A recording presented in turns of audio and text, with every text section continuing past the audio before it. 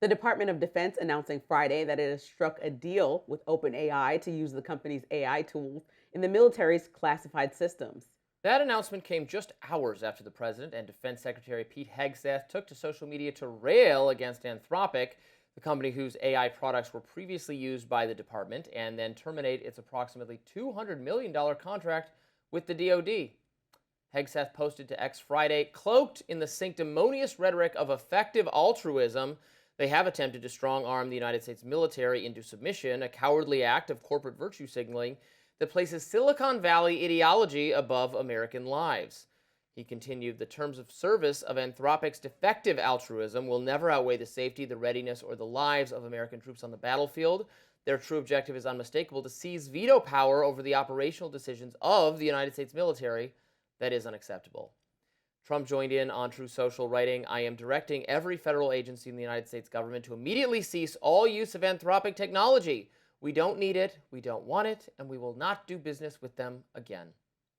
There will be a 6-month phase-out period for agencies like the Department of War who are using Anthropic's products at various levels. Anthropic better get their act together and be helpful during this phase-out period, or I will use the full power of the presidency to make them comply, with major civil and criminal consequences to follow.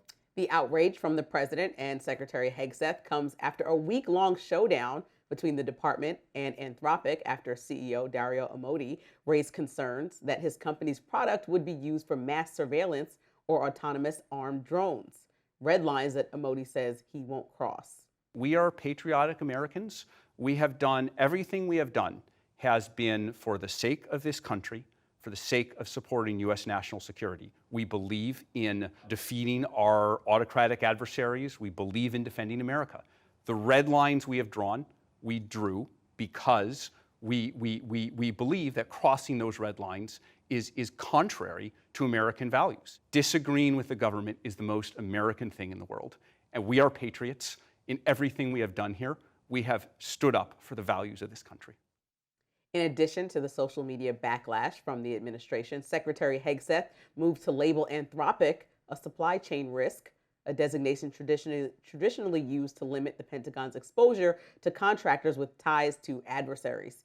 Chinese telecom company Huawei and cybersecurity company Kaspersky, which has ties to Russia, are among those blacklisted through the designation. But Amodei says he plans to challenge the move by Hegseth in court. This idea that we've somehow been partisan or that we haven't been even-handed, we've been studiously even-handed. This has never happened before. This designation has never happened before with an American company. And I think it was made very clear in some of their statements, in some of their language, that this was retaliatory and punitive. I don't know what else to call it. Retaliatory and punitive.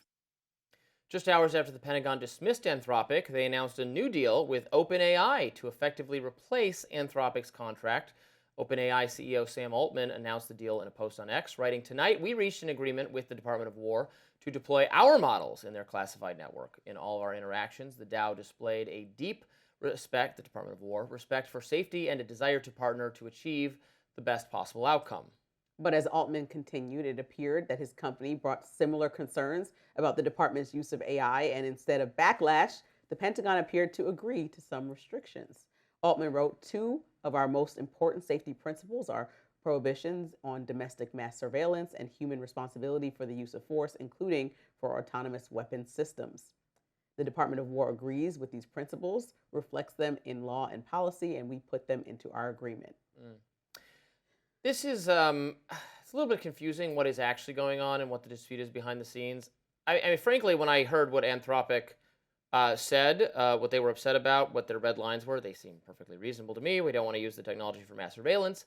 We don't want to use it to make kill decisions without human input. That's, like prevent it from going full sci-fi dystopia. Seems fine to me.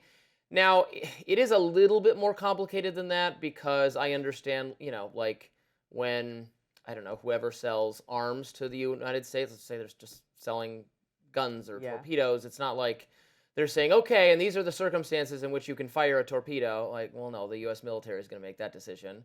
And if you're trying to dictate terms for how the torpedo gets used, then we're not going to buy it from you. We're going to buy it from someone else. So in some ways, this is just a market decision here. Like Anthropic said, well, we'll sell it to you under these terms. Now, I don't know why Hegseth and Trump needed to get like furious and brand them some supply chain risk, especially when there are competitors who, and then, you know, Sam Altman said, well, we sold it to them under the terms which sound very similar. Right. And they said, okay. So I don't know if behind the scenes someone just ruffled someone's feathers and it's not really about this. Right. It seems very personal. Like, listen, it's not if you fail to meet our standards, you'll be blacklisted. It's like if we don't like you, you'll be blacklisted, because if they're doing the same things and came up with the same conclusions on protections, I think that the protections that Modi was pushing forth are things that we should care about, especially as we talk about competing with China. Sometimes the speed will be more a priority for the U.S. than the protection of Americans, which is why I say that we should be more involved. I don't think we should stifle our growth, but I think that